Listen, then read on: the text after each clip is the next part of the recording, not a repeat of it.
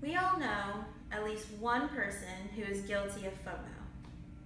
Webster's dictionary defines FOMO as the fear of missing out. People who suffer from this affliction typically are people pleasers. People who get so wrapped up in other people's lives that they begin to adopt their likes and dislikes and begin to lose their own. My name is Lauren Kalukag, and I am a recovered FOMOer. It was about 5 years ago, and I had just started college. Now, I'd already been hanging out with a sketchy group of kids, but nothing too crazy, just what you would expect out of rebellious teens: underage drinking, smoking weed. Well, we decided to go out that night to a party, to our first college party. And there, I met a boy. Now, he was fluent in French, spontaneous, and just recklessly sexy. He was a bad boy through and through, and I was into it.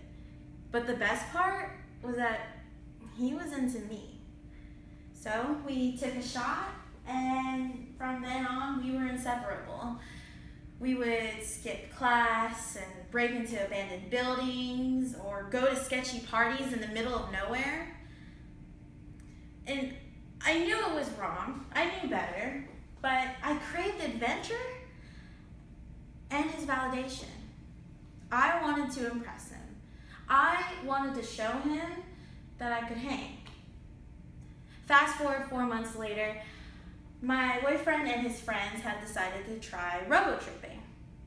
Now, robo-tripping is when you take more than the recommended amount of cough syrup to achieve a sort of hallucinogenic, out-of-body experience. That terrified me. But to the FOMOer in me, it was an opportunity I couldn't miss. So that night I drank 4 times the recommended amount of Robitussin. And the result was nothing I expected it to be. I was uncontrollably vomiting. My vision was going in and out. I could barely stand. What was supposed to be an out-of-this-world experience ended up feeling like gravity was body slamming me back to earth.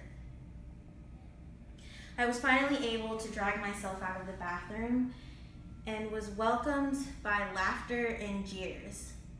My boyfriend's friends and my boyfriend were teasing me for not being able to handle myself.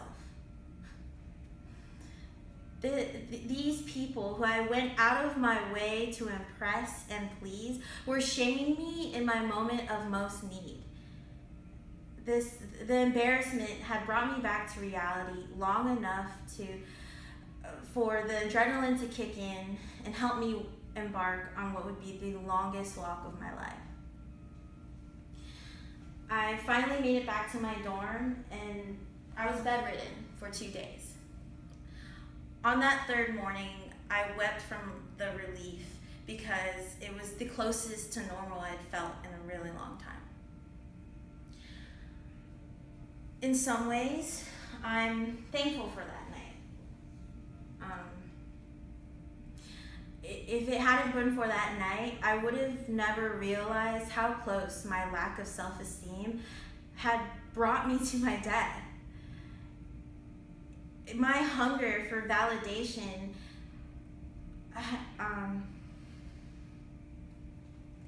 my hunger for validation had caused me to start living my life for others and not for myself. Thankfully, my tipping point had brought me back to my center, even if it meant starting back at square one.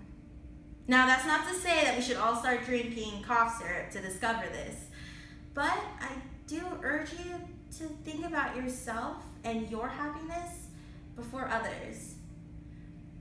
Loving and believing in yourself is the cornerstone to a healthier and happier you. And no one can do that for you better than yourself.